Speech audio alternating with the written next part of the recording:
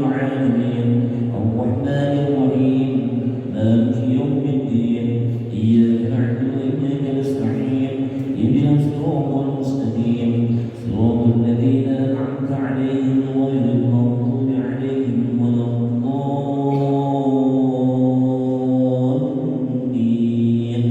ربنا لنا وليولدنا آمين بسم الله الرحمن الرحيم الحمد لله رب العالمين والصلاة والسلام على أشرف الأنبياء والمرسلين وعلى آله وصحبه أجمعين أما بعد فقال المؤلف رحمه الله تعالى ونفعنا بحكمه وببركته وغفر له ومشيخنا آمين يا رب العالمين.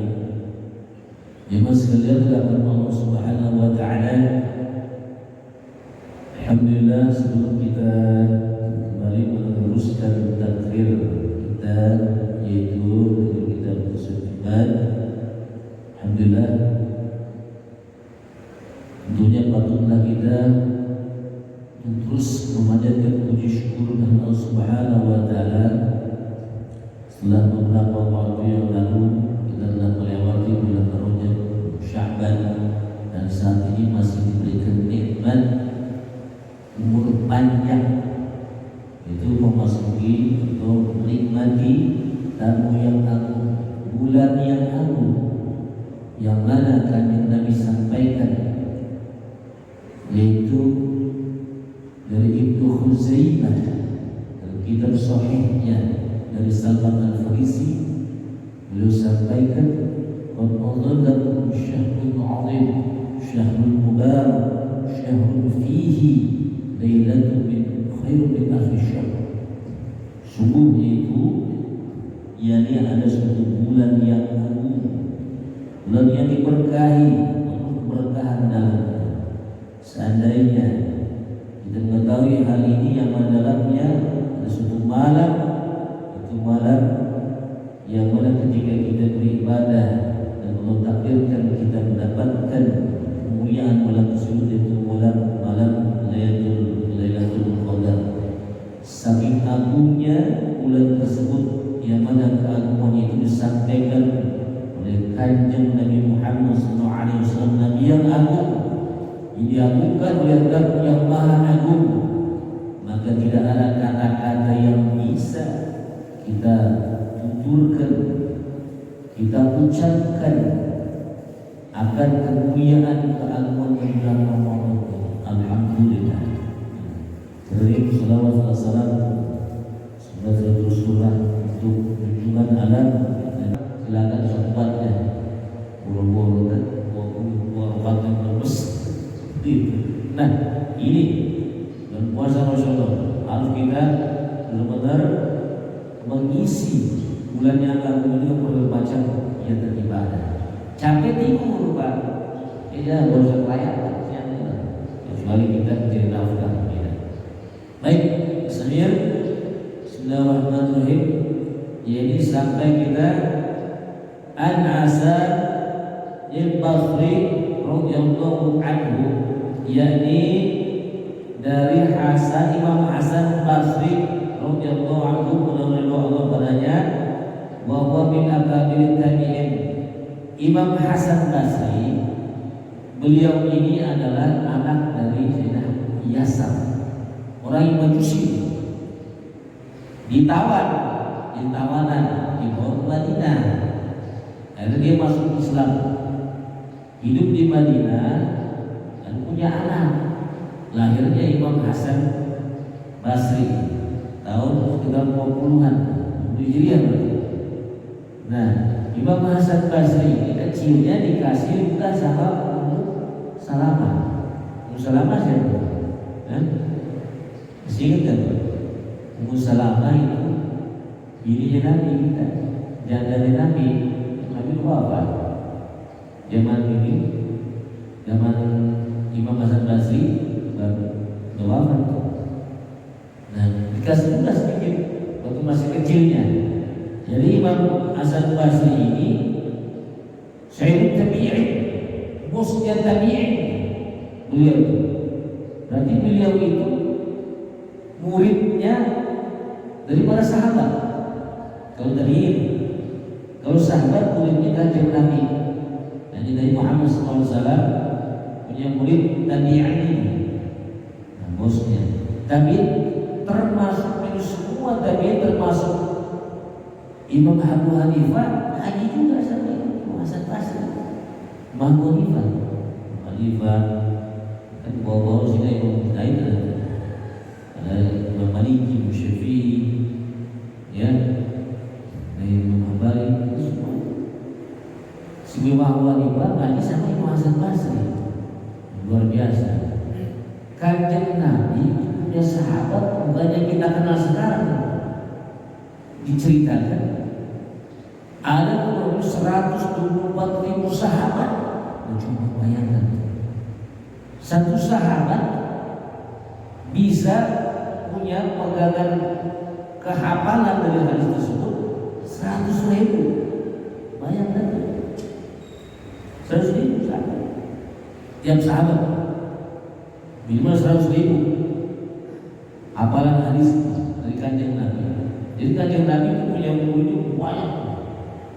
Kalau sekarang satu-satu yang masuk apa namanya YouTuber gitu, yang konten sampai berapa gitu, sampai ratusan ribu, kelihatan itu beda.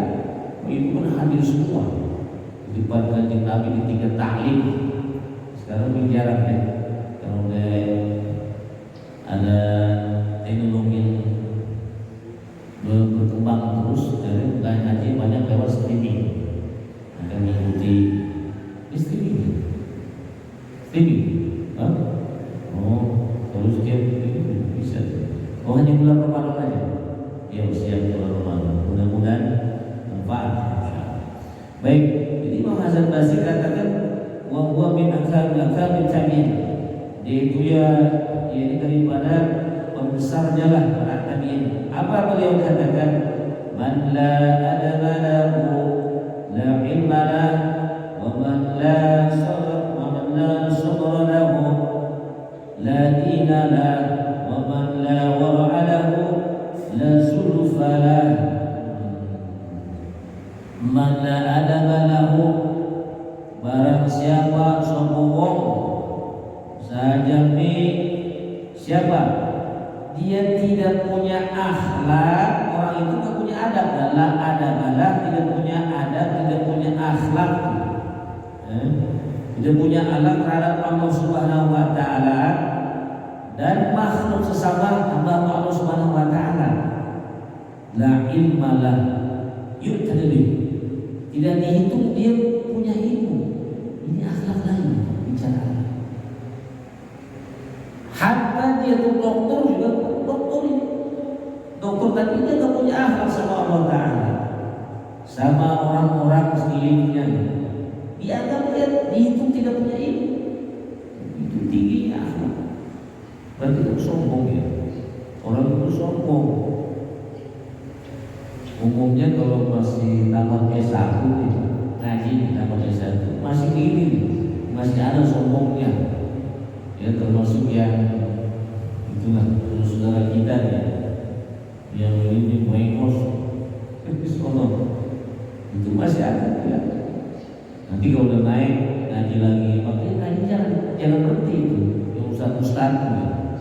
Kalau ustaz ngaji jangan berhenti, kalau baru satu masih ada sombongnya. Dulu pernah saya kejadian di Bekasi langsung rugi. Kedatangan seorang hafiz Quran. Kita kalau ngaji kan, kalau ngaji ini Pak, ngaji kita ya, merasa banyak ngaji, terus merasa ngaji sono pasaran, sono pondok di sana rumah kita ya. Kalau orang-orang yang ngaji dari Sudil Salafiyah itu Pak, kurang memperhatikan baca Quran. Saya akui itu masuk kawan-kawan kita juga. Sementara yang tadi di Misalul Quro, katakan sekarang PPIC lah gitu. Itu mereka kan khusus untuk memperdalam hukum dari Al-Quran, benar-benar diperdalam. Jadi ada plus minus di sana. Nah, saat itu ketemu sama orang habis Quran. Saya waktu itu sempat imami di sana. Menurut dia bacaan saya salah. Coba sekitar umur 5 tahun, berarti udah 5 tahun yang lalu. Udah lama itu. Disuruh kemana-mana sama kita, silakan kata-kata duduk. Disuruh, menurut dia salah bacaannya. Itu baca Fatihah. Tapi dulu ada di Masjid Pesantren Al Khairat di Bekasi, Habib Fa'ad, Habib Ahmad Fa'ad, baca Fatihahnya surat wajib tabrak semua. Seperti itu tuh di sana. Datang orang pengurus masjid katakanlah Pak Nadiem ketua DKM bawa saudaranya dia habis Quran, dia baca Quran terus tiap hari kerjaannya. Ngaji kita Quran. Ketika dia begini, dikoreksi saya. Nah, alhasil di sana. Sebenarnya kita ada perdebatan di sana. Bahkan saya ngomong sama dia dengan sombongnya, al anta tatakalam fil lughati al-arabiyyah sananya itu. Jadi gimana? Nanti bisa nggak ngomong bahasa Arab begini? Itu sombong. Dicoba. Ini saya rasakan sendiri ya. Ini baru satu. Sombongnya gitu. Ya benar ini. Dan ketika saya pulang ke rumah, saya korupsi lagi. Baru saya ke PTJ. Sebenarnya kurang saya di mana sih? Di situ baru bisa kita, tetapi ternyata menerima kritik dari orang, ya gitu. Apa disebutkan Pak ulama? Jadi sampaikan ucapan kata-kata yang benar, Allah min Allah. Jadi itu hakikatnya dari Allah Subhanahu Wa Taala. Itu hakikatnya. Itu mesti pikirkan. Jangan buru-buru kita marah sama orang maksudnya. Ini mutasawwif maksudnya apa bagaimana? Dan kalamnya bagaimana? Kata-kata yang benar pada hakikatnya itu adalah dari Allah Subhanahu Wa Taala. Ditentukan. Jadi kalau misalnya kawan kita marah sama kita, masing-masing cara menyampaikan beda ya. Ada yang kencang, ada yang lembut, ada yang biasa. Apalagi yang belum pernah ketemu, atau belum pernah ketemu sama orang nih, ngomongnya kencang. Perhatikan aja omongan kita. Kalau memang benar dari Allah Taala kita bisa pakai. Itu saat itu saya pakai. Ternyata memang kita masih banyak orang biasa. Begitu seperti itu. Nah ini benar apa kata Imam Hasan Basri? Kalau misalnya orang itu nggak punya akhlak, berarti saya waktu itu nggak punya akhlak ya. Saya masih habis Quran, kita nggak pernah ketemu. Tahu kan kita orang ya ngaji kita begitu. Guru kita ilmu semua acuan di situ, yang lain juga. Karena kalau masuk pesantren, salah pun asal udah lancar baca Quran, nggak harus ngaji gitu pak, nggak diputar-putar lagi. Lancar baca Quran udah jalan langsung ngaji ini. Nah ini berdasarkan jadi kita harus punya kalau kita ustaz, kiai, gelarnya tinggi, doktor harus punya akhlak yang baik dengan sesama manusia. Dan di situ ukurannya nanti. Nah, kalau bisa kita berilmu tapi tidak punya akhlak yang baik, Allah Taala sama manusia, maka itu adalah ilmalah, tidak punya ilmu. Katakan demikian. Wa man la sabara lahu, kemudian dan barang siapa dan orang siapa yang tidak sabar, dia sabar dari apa? Ala tahammulil balaya wa adal khalqi wa ala masyaqqati tinamil ma'asi wa la na'il faraid, yaitu orang la inalah, kalau orang yang tidak sabar dari apa ya? Adanya menerima ujian berupa apa tadi? Ujian, ya katakan ujian kecelakaan macam-macam, meninggal dan sebagainya, kebakaran, orang hartanya dan lain sebagainya itu. Kemudian di luar adalah khalqi, dia tidak sabar ada tetangganya menghina dia, temannya menghina dia, hati-hati. Jadi kita sudah tahu ilmunya. Kalau kita menemukan demikian, itu sabar. Memang sabar itu luar biasa. Gampang mengucapkannya, tapi melaksanakannya sepahit penuh, benar-benar pahit. Sabar menghadap khalqi, dan dia sabar menerima hinaan orang lain. Wala masyaqatil Nabi ma'asidan, dia susah. Sabar ketika meninggal, sulitnya meninggalkan maksiat pada Allah Ta'ala. Sabar juga. Ada tancap di sana, di Pelangor, ya ada dangdut, pemilih. Kita khawatir kita nanti ada film maksiat, itu sabar ya. Nah, seperti itu. Dan juga sabar mukhanayina kamu, ini pun kita lakukan. Kalau kita tidak sabar, la ilaha, maka dia yuk tadi dihukum dia tidak beragama, tidak punya agama. Allah Ta'ala hanya sabar menciptakan dunia ini, langit bumi berapa lama dan umum jadi. Allahul ladzi khalaqas samawati wal arda fi sittati ayyam, selama 6 hari ciptakan. Allah Ta'ala apalagi nanam padi berapa lama? 3 bulan. Padi 3 bulan. 3 bulan panen. Ya dengan bibit unggul tentunya ya. Udang berapa lama? 6 bulan. Udang bandeng. Udang bandeng. Tambah udang bandeng berapa lama? Kemudian jadi. Itu Allah Ta'ala terjadi. Tanam pisang berapa lama tanam pisang? Dia tahu 1 bulan baru muncul tuh ya, baru muncul tunasnya ya. Lama ya. Kemudian singkong apa lagi? Lama betul, 7 bulan ya, baru panen. Itu Allah Ta'ala sabar, berarti kita perlu sabar juga. Dagang jangan buru-buru, kerja gawe buru-buru jadi manajer. Jadi orang digeser-geser, gimana caranya jelek-jelekin. Pak si Adi cari buka dalam pos, ya begini ada baik. Macam-macam cara kita dagang, kita kerja usaha, buru kaya ya kan? Aku Ta'ala sabar, kita mesti sabar. Ingin banyak harta benda, selalu usaha Allah Ta'ala. Pengen punya motor, misalnya pengen punya motor apa?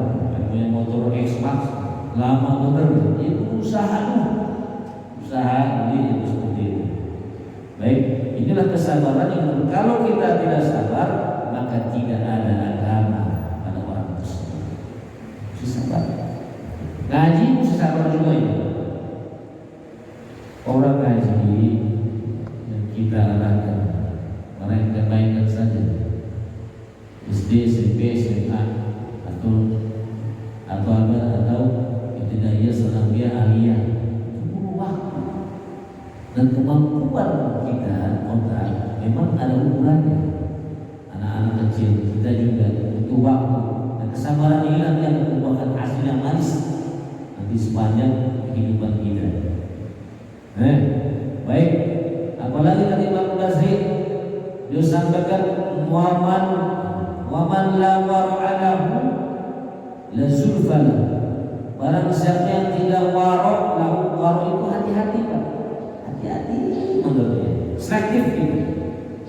Min anil ma'ariki wa syubhat, daripada apa? Dari hal-hal yang haram dan syubhat. Cari duit mesti hati-hati. Yang kira-kira kurang ini rumah bahaya, bakalan haram. Terus kita mau pulang ke rumah kasih anak ini, kan itu dosa. Bagaimana kita bisa menghasilkan anak-anak yang punya derajat tinggi? Satu, makanannya dari makanan yang tidak baik, haram. Kemudian orang tuanya juga punya hati yang baik. Kalau ingin punya anak yang derajatnya tinggi nanti di mata Allah, di mata masyarakat, itu mesti punya anak hati punya, kembali ke hati kita. Hati yang baik, jangan elek, jangan jelek. Makanan kita mesti selektif. Kalau makanan ini yang baik, maka kalau misalnya kita tidak warok, la zulfalah, dan tidak ada martabat, kita pahala di sisi Allah Subhanahu wa taala. Balikan ke tadi. Berarti kita perlu hati-hati selektif mencari rezeki. Yang kita harus mencari nafkah yang kita bawa ke rumah untuk keluarga kita. Mudah-mudahan apa yang kita sampaikan pada subuh ini bermanfaat. Kesimpulan balik kita berupaya untuk meluruskan hati, terutama di bulan puasa ini. Ada pada puasa salah satunya menjaga sebuah panca indera kita, jangan sampai tergores dengan perbuatan-perbuatan yang bisa merusak dengan pahala kita. Kemudian juga menjaga hati kita dari hal-hal yang bisa mempengaruhi hati kita, yaitu jadikan kita mempunyai akhlak yang baik kepada Allah Subhanahu wa taala. Kemudian berupaya untuk selalu senantiasa selektif memilah pilih rezeki yang Allah Taala berikan di dunia ini. Caranya adalah dengan cara yang halal. Mudah-mudahan Allah Taala ridhoi dalam kehidupan kita ini. Mudah-mudahan bulan puasa ini panjangkan umur kita, makmurkan rezeki kita, sehingga nanti semakin hari bisa kita semakin meningkatkan ibadah-ibadah di hadapan Allah Subhanahu wa taala. Amin ya rabbal alamin. Wa ya Allah ala musallin ala al-Fatihah.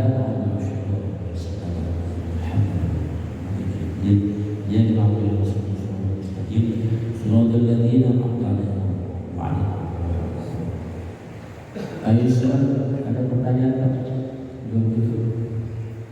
Cukup? Cukup ya? Iya cukup ya. Baik, udah paham baik. Mudah-mudahan bisa dipahami apa yang kita sampaikan. Allah syukur Bismillahirrahmanirrahim. Wassalatu wassalamu ala rasulillah wa ala alihi wa sahbihi fi din wa ala man rasulna fahmas salihin wa banana fil hasanah wa juna min al-adab. Assalamualaikum warahmatullahi wabarakatuh. Kita sudah lebih kurangnya mohon maaf. Terima kasih atas perhatiannya. Semoga bermanfaat. Assalamualaikum warahmatullahi wabarakatuh.